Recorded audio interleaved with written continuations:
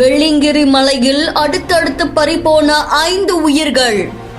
1.5 மாதத்தில் சிவனை காண வந்தவர்களுக்கு நேர்ந்த சோகம். உயிரிழப்புகளை தவிர்க்க பக்தர்களுக்கு வனத்துறையினர் கொடுத்த அறிவுரைகள். கோவையில் இருக்கிற வெள்ளியங்கிரி மலை உச்சில இருக்கிற சிவனை காண்றதுக்காக பல்லாயிரம் பக்தர்கள் மலைக்கு மேல போயிட்டு வராங்க. அப்படி கடந்த 1.5 மாசமா பல பக்தர்கள் மலை ஏறி இறங்கும் போது அதுல எதிர்பாராத விதமா சில உயிரிழப்புகளும் ஏற்பட்டிருக்கு. இந்த பரபரப்பு சம்பவத்தை தொடர்ந்து இந்த உயிரிழப்புகளை தவிர்க்கிறதுக்காக வனத்துறையினர் சில அறிவுரைகளை வழங்கியிருக்காங்க.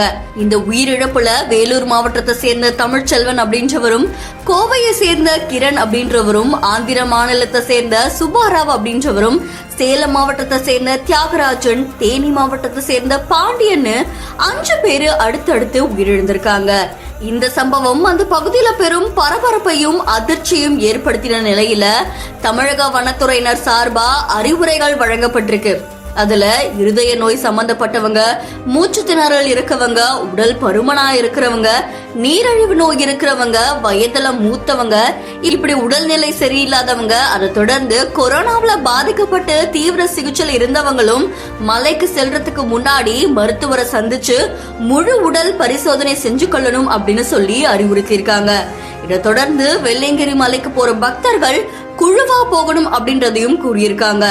மலைக்கு போயிட்டு உயிரிழப்புகள் ஏற்படும் போது அவங்களுடைய குடும்பங்கள் ரொம்பவே பாதிக்கப்படுறதாவும், இதனால அந்த பகுதியில பல சிரமங்கள் ஏற்படுறதாவும் சொல்லப்படுது.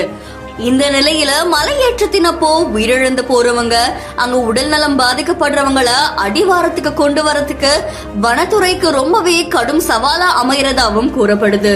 சோ பொது நலன் கருதி மலையேற பக்தர்கள் இந்த அறிவுரைகளை பின்பற்றணும் அப்படின்னு சொல்லி வனத்துறையினர் அறிவுறுத்தியிருக்காங்க.